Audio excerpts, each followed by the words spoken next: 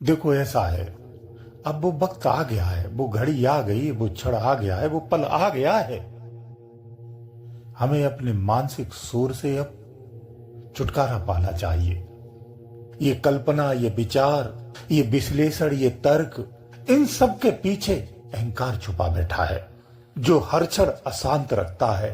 कब, क्यों, कब कब और क्या क्या, इस तरह के तार्किक प्रश्नों को उठाता है। क्यों है, कैसे है, कब तक है और क्या क्या है।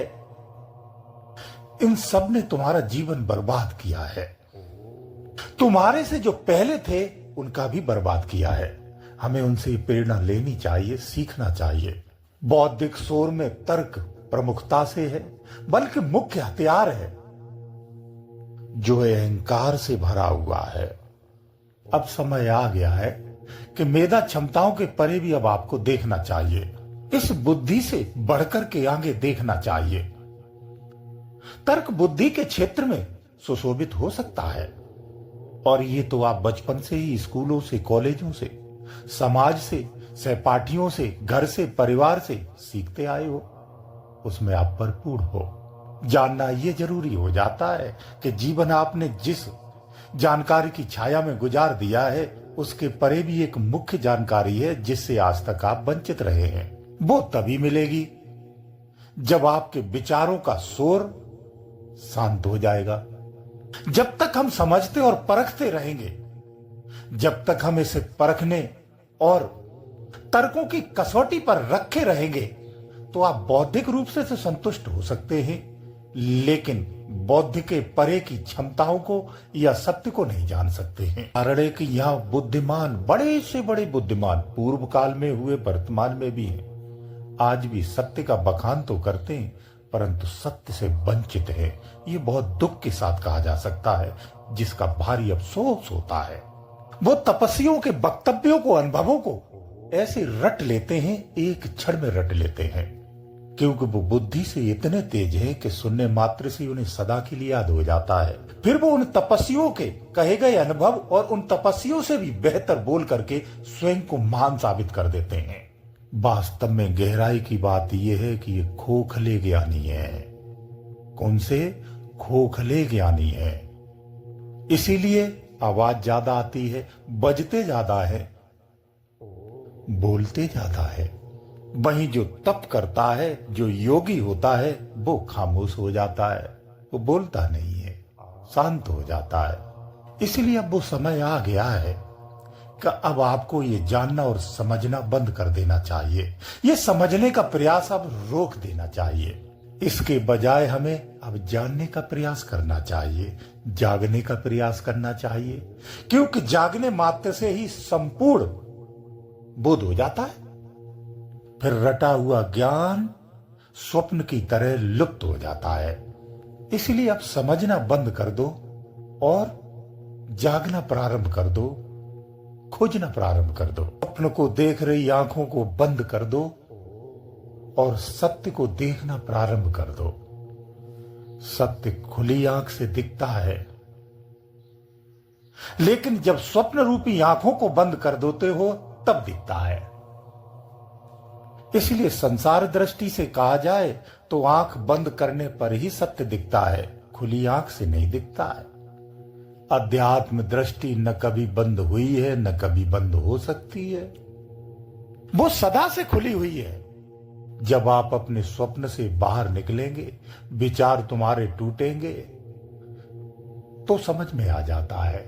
और एक क्षण में समझ में आता है, बरसें नहीं लगती हैं, एक क्षण में समझ में आता है।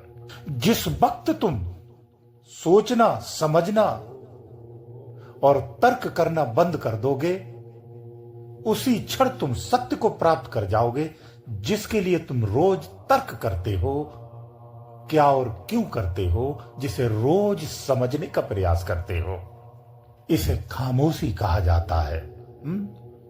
जब तक खामोशी नहीं होगी, शांति नहीं आएगी, और जब तक शांति नहीं होगी, तब तक शून्य नहीं आएगा। तो खामोशी किसकी? ये बाड़ी को बंद करने को खामोश नहीं कहते हैं। विचारों की खामोशी, कल्पनाओं की खामोशी, इच्छाओं की खामोशी, मोह और माया की खामोशी, विषय आसक्तियों की खामोशी।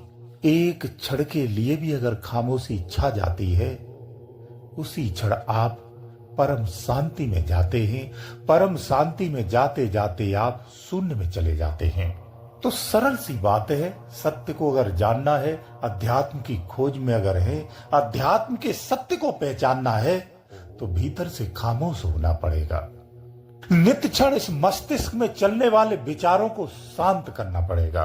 प्रश्न उठता ये होगा कैसे? कैसे होगा? बहुत सरल है, लेकिन धीरे धीरे होगा। एक क्षण में नहीं होगा, समय लगता है। आंख बंद करना प्रारंभ कर दो और भीतर में देखना प्रारंभ कर दो, क्योंकि भीतर में बाहर से जब आंख बंद करोगे तभी दिखता है। बाहरी दरवाजा बंद होते ही अंदर का खुल जाता है और भीतर का दिखने लगता है। अपने ध्यान को, अपने चित्त को अंदर में लगा दो। ये समस्त उठने वाले विचारों को भीतर में लगा दो। आप इसी क्षण देखेंगे कि ये सारे बाहरी विचार सुते से ही शांत हो जाएंगे, खामोश हो जाएंगे। जब विचार और कल्पनाएं दोनों शांत हो जाती है, तो मन को संतुलित करने की यही युक्ति है। ये मन असहाय हो जाता है, निर्बल, कमजोर हो जाता है, अस्तित्वहीन हो जाता है कुछ क्षण के लिए। उसी क्षण घटित होता है क्या? एक परिवर्तन होता है। आप देखेंगे अंदर की चेतना जागने लगती है। बाहर का शरीर ये शून्य होकर के मरने लगता है, ये शून्य होने लगता है, और भीतर की चेतना तीव्र हो जाती है, जिसका परिणाम ये होता है क्या कि अंदर में जो निरंतर तरंग है वो स्पष्ट होने लगती है, और एक क्षण के बाद आप उस तरंग से जुड़ने लगते हैं। बस इतना ही करना है। अगर इतना आपने कर लिया अपने प्रयासों से, तो आगे का मार्ग अपने आप आसान हो जाता है। इसीलिए मनमुखी ध्यान नहीं किया जाता है। जब हम मनमुखी ध्यान करते हैं तो अनुकूल परिस्थितियों में तो ध्यान होता है। जब प्रतिकूल परिस्थितियां आती हैं, फिर ध्यान व्यान सब खुटी पे टंग जाता है। कुछ नहीं रहता, फिर सब भूल जाते हो। चाहे आप 10 वर्ष से कर रहे हो साधना, चाहे सारी जिंदगी कर रहे हो, प्रतिकूल परिस्थितियों में ये सब छूट जाता है, महत्वहीन सा लगने लगता है। इसलिए अंतर तरंग से जुड़ना सीखो, भीतर की तरंग से जुड़ जाओ। बाहर की कितनी विपरीत से विपरीत परिस्थिति क्यों ना आ जाए, कष्ट से महाकष्ट क्यों ना हो जाए, दुनिया छूट जाए, शरीर छूट जाए, लेकिन तुम्हारी तरंग की संगत नहीं छूटेगी। ये अटल सत्य है। तो 24 घंटे आप संसार जीते हो, उसमें से 1 घंटा तो आप अपने लिए निकाल सकते हो। इतना तो तुम्हें निकालना चाहिए। अगर खुद से इतना प्रेम है, खुद की अगर जरा सी भी चिंता है, तो 24 घंटे में 1 घंटा अपने लिए भी निकालना चाहिए। ये बात बहुत मजबूती से कही जा सकती है कि तुम अपने प्रयासों से सिर्फ अंतर तरंग से जुड़ जाओ, सिर्फ इतना कर लो। इस धरती के किसी के कोने पर भी क्यों न बैठे हो, बिल्कुल एकांत में क्यों ना हो, करोड़ों की भीड़ के बीच में क्यों ना हो, तुम्हें उठाने वाला उठा देगा, तुम्हें जगाने वाला तुम्हें जगा देगा। तुम्हें जहां पहुंचना है, तुम्हें तुम्हारी मंजिल निश्चित मिल जाएगी। इसलिए समझ के फेर से बाहर निकलो और अपनी ही अंतर तरंग से जुड़ना सीखो, क्योंकि समझते समझते समझते समझते आपने जीवन गुजार दिया है। जो बचा है वो भी गुजर जाएगा। ये समझ तुम्हारी कभी पूरी नहीं होने वाली है, ऐसे ही बनी रहेगी। इसीलिए उस तरंग से जुड़ जाओ, तो ये समझ तुम्हारी धरी की धरी रह जाएगी, तुम्हारे किसी काम नहीं आने वाली है। अब मैं थोड़ा अलग से बता देता हूं। समझ की बात इसलिए कही जा रही है कि समझना किसको है? जो कुछ है वो तुम हो। अब इस तरह से कहने से नहीं समझ में आता ना कि जो कुछ हो वो तुम हो। समझना किसे चाहते हो? जो पाना है वो खुद को पाना है, तो फिर क्या समझना चाहिए? प्रश्न जो आप कर रहे हैं वो किसके लिए कर रहे हैं? क्या जानना चाहते हैं? जानने को कुछ है ही नहीं है। यहां समाहित होना है, और किसमें? खुद में ही होना है। ऐसे समझ लीजिए जैसे सो रहे थे और आंख खुल गई तो सब कुछ याद आ गया। बस इसी स्थिति को पाना है। ये अंतिम अवस्था है जिसकी मैं बात कह रहा हूं। यही होता है जब ये घटित होता है तो कुछ क्षण के लिए फूट फूट करके रोते हैं। फूट फूट कर रोते हैं, कोई हंसते हैं। ये अवस्थाएं निराली हैं, इसलिए अपने में आना सीखो। अभी तुम दूसरे के घर में हो, अपने घर में आ जाओ, बस इतना ही तो करना है। गुरुदेव दयालु।